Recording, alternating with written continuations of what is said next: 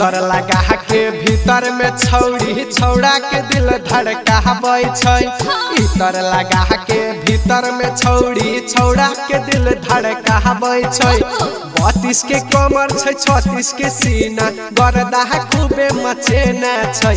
पतरा की छौड़ी पतरा की छौड़ी पतरा की छौड़ी ढोड़िए में नहतिया लगेना छै। पतरा की छौड़ी ढोड़िए में नहतिया लगेना छै।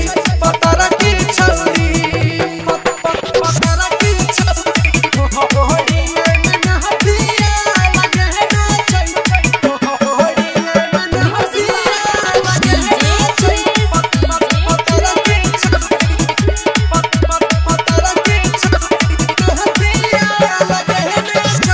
आँख में गजरा केस में गजरा सबके मन भेने छै। बूढ़ सबके कोनखी मार के दिन में बेहोश बने न छै। दिन में बेहोश बने न छै। छौड़ी आँख में गजरा केस में गजरा सबके मन भेने छै। बूढ़ सबके कोनखी मार के दिन में बेहोश बने न छै। भीतर लगा के भीतर में छौड़ी छौड़ा के दिल धड़काबै छै। भीतर लगा के भीतर में छौड़ी छौड़ा के दिल धड़काबै छै। 32 के कमर छै 36 के सीना गर्दा खूबे मचेना छै।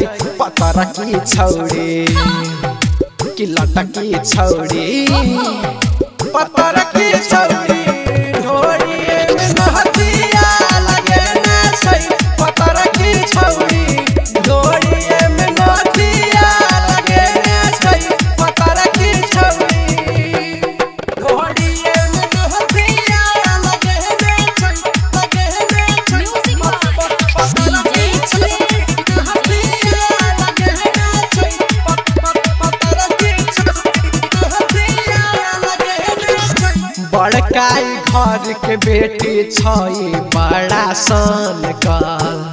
राइटर देबू कहै छै छौड़ी छै बड़ा बम कल। छौड़ी छै बड़ा बम कल।